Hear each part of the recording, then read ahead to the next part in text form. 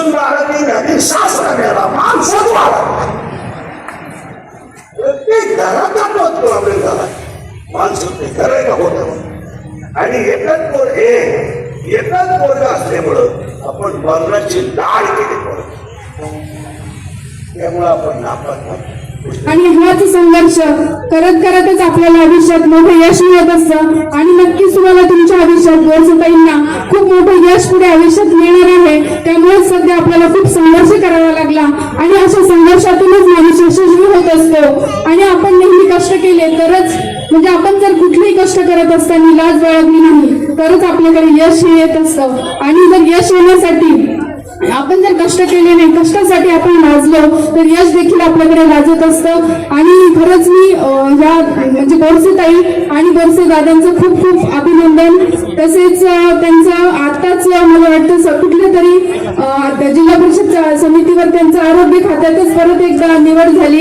कारण की देवालाही माहिती त्यांनी एवढ्या वर्षात किती आरोग्य सेवा लोकांच्या केल्या, म्हणून परत त्यांच्याकडे त्याच गोष्टीसाठी देवाला देखील वाटलं की हा माणूस जर सेवा करत असेल तर परत त्यांच्याकडे आपण हे पण दिलं तर नक्कीच लोकांच्या खूप काही आरोग्याची सेवा ते पूर्ण करतील आणि येणाऱ्या त्यांच्या भविष्यात कायम यश त्यांच्या पाठीमागे असेल एवढीच मी स्वामींचरणी अपेक्षा करते.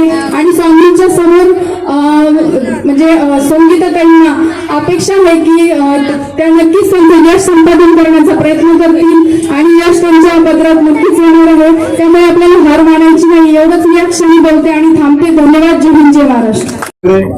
आमच्या भगिनी आणि साहेबांच्या मिसेस आमच्या पुष्पाताई भुमरे यांचे मनापासून मी धन्यवाद व्यक्त करेन की आपण वेळात वेळ काढून मला अनिताताई काकडे, आपल्या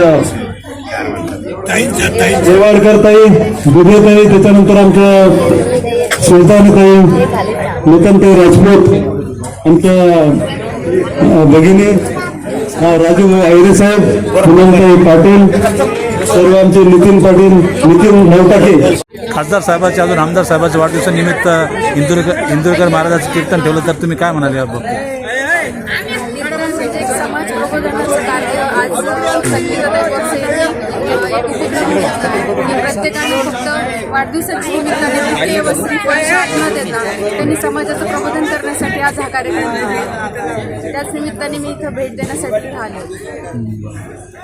या कार्यक्रमाचं आयोजन कोणी केलं इथं? या कार्यक्रमाचा आयोजक हे संगीता कृष्णा बोरसे ह्या होता आणि दरवर्षीच हा कार्यक्रम त्या घेत असतात. आणि हा जो वाढ आहे अतिशय उत्साहाने त्यांना सपोर्ट करत आलाय आणि त्यांचे जे कार्यक्रम आहे ते मी म्हणजे प्रत्येक कार्यक्रमाला मी तो उपस्थित असते.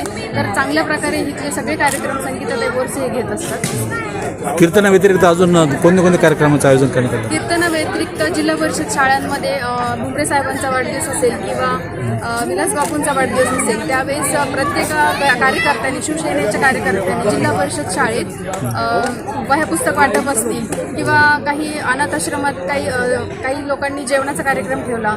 आपल्या घाटीमध्ये औरंगाबाद संभाजीनगरच्या घाटीमध्ये देखील त्यांनी जेवणाचे कार्यक्रम ठेवले. म्हणजे असे चांगले चांगले उपक्रम आपण साहेबांच्या बड्डे निमित्त सर्व कार्यकर्त्यांनी घेतले. मी खरंच त्यांचं खूप आभार मानते की एवढे छान संकल्पना आमच्या शिवसेनेच्या प्रत्येक कार्यकर्त्यांच्या मनात आली.